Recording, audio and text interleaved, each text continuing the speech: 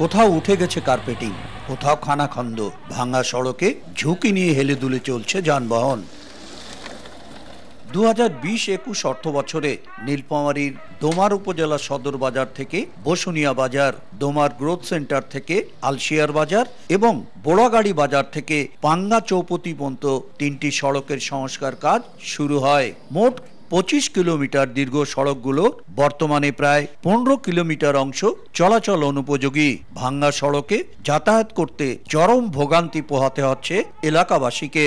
এমপির মোড় থেকে এই রাস্তাটাতে আমাদের এত দুর্ভোগ, আমরা ভ্যানে গেলেও কষ্ট, সাইকেলে গেলেও কষ্ট। এই যে ধুলা বালু ভাঙ্গা, কিভাবে রুগীর গাড়ি যায় এই রাস্তা দিয়ে? গাড়ি উল্টে পড়ে যায়, অনেক লোক ক্ষতিকার হয়ে যায়। প্রকল্পের কাজ ঠিকাদারি প্রতিষ্ঠান মাত্র 29 ভাগ শেষ করতে পেরেছে। এরপর তারা বাকি কাজ করতে অপারগতা প্রকাশ করে। উপজেলা প্রকৌশল বিভাগ বলছে এজন্য ঠিকাদারকে জরিমানা করা হয়েছে। নতুন বরাদ্দের প্রাক্কলনও পাঠানো হয়েছে ঊর্ধ্বতন কর্তৃপক্ষের কাছে। অর্ধেক পাউডারে দ্বিগুণ উজ্জ্বলতা, নতুন রিন অ্যাডভান্সড অর্ধেক পাউডারে দ্বিগুণ উজ্জ্বলতা।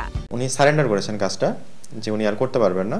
সেক্ষেত্রে ওনার জরিমানা আরোপ করে আমরা কাজটা বাতিলের জন্য সুপারিশ করেছি এবং কাজটা নতুন করে টেন্ডার করার জন্য আমরা এস্টিমেট করে এক্সএন অফিসে পাঠিয়ে দিয়েছি এবং সেখান থেকে হেডকোয়ার্টার পর্যন্ত চলে গিয়েছে। উপজেলা প্রকৌশল বিভাগের তথ্য মতে সড়ক 3টি সংস্কারে ব্যয় ধরা হয়েছিল প্রায় 19 কোটি টাকা।